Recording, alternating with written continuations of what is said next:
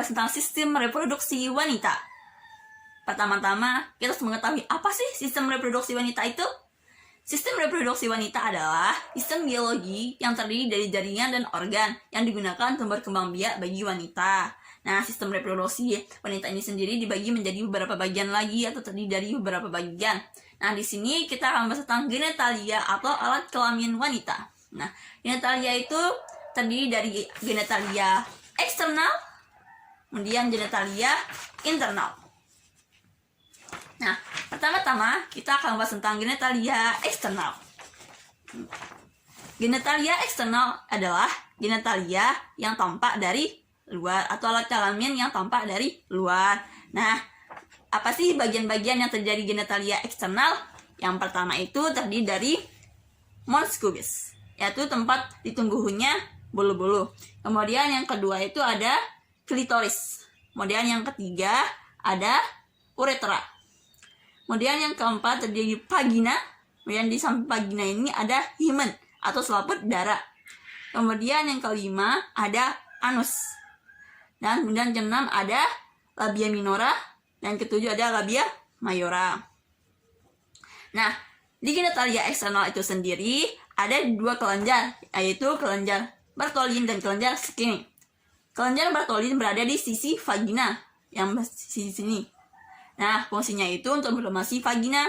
Kemudian yang kedua itu kelenjar Skinny yang berada di samping uretra, yaitu fungsinya itu menghasilkan selaput lendir. Kemudian yang kedua kita akan membahas tentang genitalia internal. Genitalia internal itu terdiri dari yang pertama itu uterus. Uterus di sini. Uterus itu sendiri fungsinya sebagai tempat menyimpannya sel telur yang udah dibuahi sehingga menjadi janin atau siap untuk dilahirkan. Kemudian yang kedua itu ada ovarium, yaitu tempat terbentuknya sel telur dan juga menghasilkan hormon, yaitu hormon progesteron dan hormon estrogen. Dan yang ketiga ada tuba fallopi. Tuba fallopi ini fungsinya itu sebagai jalur sel telur yang berada di ovarium menuju ke uterus. Dan di tuba fallopi ini juga terjadi fertilisasi atau pembuahan, pertemuan antara sel telur dan sel sperma. Kemudian yang terakhir itu ada cervix. Cervix ini menghasilkan selaput lendir, fungsinya itu untuk membantu sperma masuk ke vagina. Kemudian di sini saya akan menjelaskan anatomi panggul. Berdasarkan fungsinya, pelvis dibagi menjadi dua, yaitu ada pelvis mayor dan ada pelvis minor. Yaitu pertama pelvis mayor yang berada di bagian atas atau bisa disebut juga dengan false pelvis. Letaknya itu di atas linea terminalis, fungsinya itu untuk menyokong abdomen. Kemudian yang kedua itu ada pelvis minor yang sebelah sini, atau bisa disebut juga dengan true pelvis. Letaknya itu di bawah linea terminalis, fungsinya untuk menyokong organ reproduksi. Bagian-bagian panggul. Secara garis besar, panggul dibagi menjadi 4, yaitu ada 2 tulang os coxae yang ini, kemudian 1 tulang os sacrum yang ini, dan 1 tulang os coccygeus yang ini. Yang pertama, tulang os coccygeus dibagi menjadi 3 yang ini. Yang pertama os ilium ini, os ilium, kemudian os ischium ini, kemudian pubis ini. Os ilium juga dibagi menjadi beberapa bagian. Yang pertama ada os crista iliaca yang bagian tebal ini, tebal. Kemudian os spina iliaca yang bagian ujungnya. Kemudian os spina iliaca anterior superior yang bagian depan. Kemudian os spina iliaca posterior superior yang bagian belakang. Kemudian os spina iliaca posterior superior yang bagian ini. Kemudian os spina iliaca posterior inferior yang bagian belakang. Kemudian os ischium dibagi menjadi beberapa bagian, yaitu yang pertama os tuber ischiadica ini yang bagian ujung. Kemudian os foramen obturatorium yang bagian belakang ini. Kemudian yang berlubang-lubang ini. Kemudian os acetabulum yang ini. Kemudian os spina ischiadica yang ini, yang bagian menonjol. Kemudian os pubis dibagi menjadi beberapa bagian. Ini. Yang pertama, os ramus superior osis pubis yang ini. Kemudian os ramus inferior osis pubis yang bagian mana? Kemudian os arcus pubis yang berbentuk seperti segitiga ini.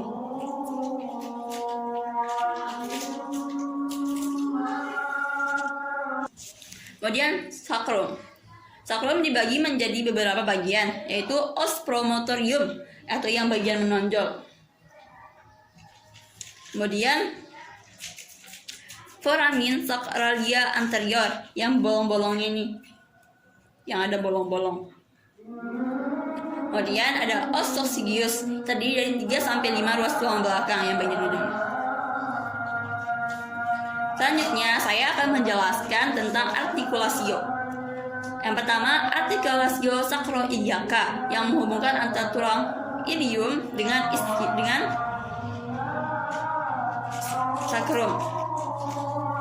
Ini. Kemudian artikulasio sacrococcygeus yang menghubungkan antara sacrum dengan tulang coccygeus yang ini. Kemudian yang ketiga, artikulasio symphysis pubis yang bagian ini. Selanjutnya kita akan membahas tentang ligamen. Ligamentum sacroiliaca yang pertama. Posisinya itu di permukaan belakang sacrum ke tulang ilium. Kemudian yang kedua ada ligamentum sacrospinosum. Letaknya di tulang sacrum ke spina ischiadica. Kemudian yang ketiga ada ligamentum sacrotuberosum. Letaknya di tulang sacrum ke tulang tuber osis ischiadica. Kemudian ada 5 ligamentum pubicum. Letaknya di depan tulang coccygeus kanan dan kiri. Selanjutnya kita akan membahas tentang otot. Otot di dasar panggul. Dasar panggul bagian luar itu yang pertama namanya musculus sphincter ani externum. Kemudian yang kedua ada musculus bulbo cavernosus yang melingkari vagina. Kemudian yang ketiga ada musculus phrenia transversus superficialis. Kemudian ada otot yang melingkari vagina bagian tengah dan anus. Yang pertama namanya musculus iliococcygeus. Kemudian yang kedua musculus ischiococcygeus. Kemudian yang ketiga ada musculus phrenia transversus profundus.